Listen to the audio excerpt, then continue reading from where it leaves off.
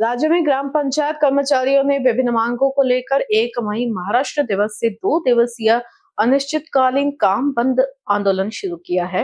हिंगनघाट में ग्राम पंचायत कर्मचारियों ने भी पंचायत समिति कार्यालय के सामने काम बंद को शुरू किया। अब तक सरकार कई प्रशासनिक बैठकें कर चुकी है, लेकिन ग्राम पंचायत कर्मचारियों की मांगों को लेकर कोई निर्णय नहीं लिया गया है। इसके चलते राज्य में ग्राम पंचायत कर्मचारी 1 मई से अनिश्चितकालीन हड़ताल पर गए हैं। आज हड़ताल का दूसरा दिन है।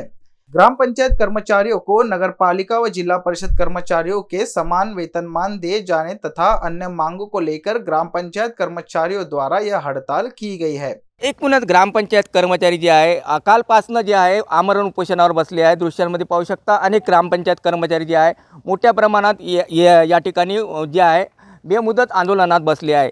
एकूणच या बेमुदत आंदोलनाचा ग्रामपंचायतच्या ज्या कारभारावर सुद्धा 2 दिवसापासून मोठा ताण पडत आहे किंवा ग्रामपंचायतचे जे काम होते रडकडले आहे।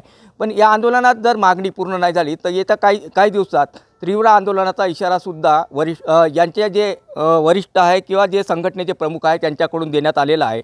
ग्रामपंचायत कर्मचाऱ्यांकडून कालपासून जो आहे बेमुदत संप पुकारला आहे। आज संपाचा दुसरा दिवस आहे। ग्रामपंचायत कर्मचारी आपल्यासोबत आहे, काय म्हणणं आहे मला सांगा। आज कालपासून आपण संप पुकारला आहे, काय म्हणणं आहे आपलं? महाराष्ट्र राज्य ग्रामपंचायत कामगार सेना राज्य अध्यक्ष श्री विलास कुमनवार, राज्याचे सरचिटणीस दयानंदजी एरंडे यांच्या नेतृत्वाखाली आम्ही 1 मे 2025 ते 2 मे 2025 पर्यंत आम्ही कामबंद आंदोलन पंचायत समिती हिंगणघाट समोर बसलेलो आहोत। काय मागण्या घेऊन बसलेले आहे तुम्ही? आम्हाला ग्रामपंचायत कर्मचाऱ्यांना नगर परिषद जिल्हा परिषद प्रमाणे वेतन देण्यात यावे। जे आहे संपूर्ण ग्रामपंचायतचे जे कर्मचारी बसले आहे या संपानंतर ज्या वेतनाच्या आपल्या मागण्या आहे पूर्ण नाही झाल्या तर काय पुढील दिशा काय राहणार आहे? जर राज्य संघटनेने ठरवली की अमर उपोषण करायचं तर आम्ही अमर उपोषण करू शकतो राज्य संघटनेनुसार। एकूणच जे आहे ग्रामपंचायत जे कर्मचारी होती त्यांच्याशी आपण संवाद साधला। त्यांचं म्हणणं आहे का आम्ही 2 दिवसापासून जे आहे कामबंद आंदोलन केलं आहे याचा फटका जो आहे ग्रामपंचायत जे आहे त्याच्या कामकाजावर सुद्धा पडला आहे। पण येणाऱ्या काळात जर आमच्या मागण्या पूर्ण नाही झाल्या तर बेमुदत किंवा आमरण उपोषणासारखाही जो आहे पाऊल उचलण्यात येईल असं सांगितलं आहे। 2 दिवसापासून ग्रामपंचायत कर्मचारी आपल्या मागण्यासाठी संपावर आहे। कालपासून हा संप सुरू झाला, आज दुसरा दिवस आहे, बेमुदत संप आहे। याचा मोठा फटका जो आहे ग्रामपंचायतच्या कामकाजावर सुद्धा पडला आहे। आपल्याबरोबर ग्रामपंचायतचे जे कर्मचारी आहे संपावर बसले आहेत त्यांच्याशी आपण संवाद काय मागण्या घेऊन आपण बसले आहे, काय बोलणं आहे आपलं?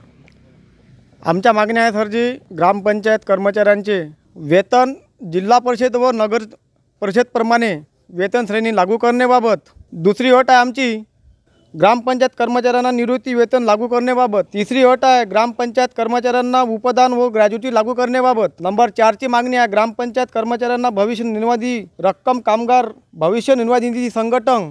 मला सांगा ह्या सगळ्या मागण्या घेऊन आपण आज बसलेले आहे, ह्या मागण्या जर पूर्ण नाही झाल्या तर काय पुढील भूमिका काय आहे संघटनेची, काय सांगा? वरील आमच्या राज्याचे अध्यक्ष माननीय विलासभाऊ कुंभलवार यांनी जेव्हा सांगेल का आपण आमच्या मागण्या जर पूर्ण नाही झाल्या आपण तीव्र आंदोलन करण्यात येईल, आम्ही इकडे पण करणार। एकूणच तीव्र आंदोलन करणार किंवा मोठी भूमिका घेणार आंदोलनाची असं वाटते तुम्हाला?